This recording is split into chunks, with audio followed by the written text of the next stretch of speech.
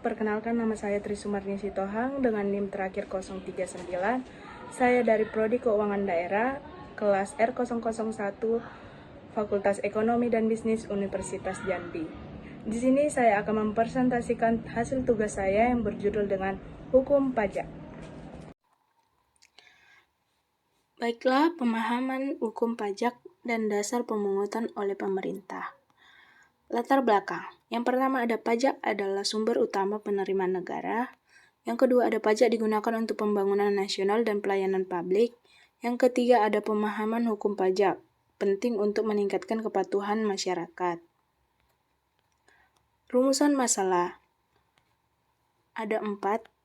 Yang pertama ada pengertian hukum pajak, yang kedua ada mengapa pemerintah memungut pajak, yang ketiga ada apa saja teori pemungutan pajak, yang keempat apa asas-asas pemungutan pajak.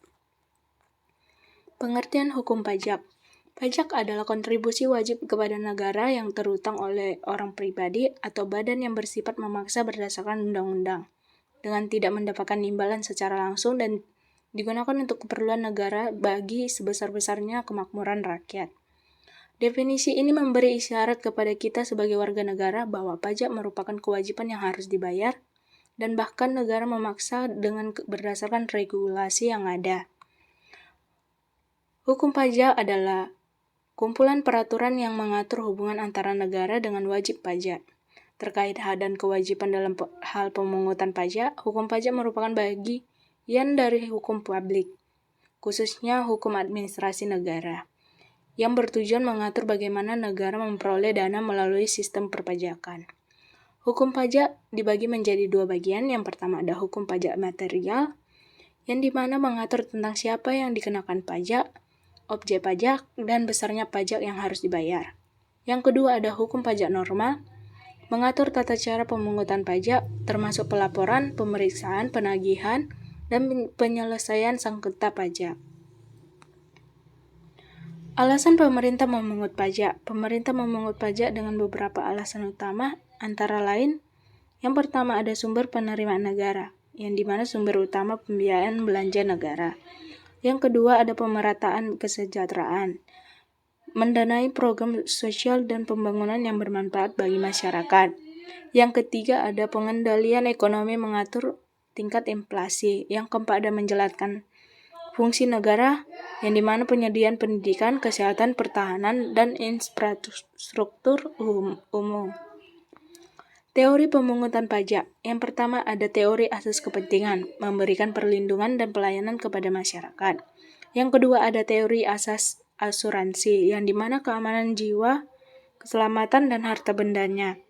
Yang ketiga ada teori asas gaya pikul, keadilan beban pajak harus sama dengan gaya pikul masing-masing. Yang keempat ada teori asas gaya rugi, imbalan atas jasa-jasa yang diberikan ke negara. Yang kelima ada teori asas manfaat, manfaat yang diperoleh dari layanan publik.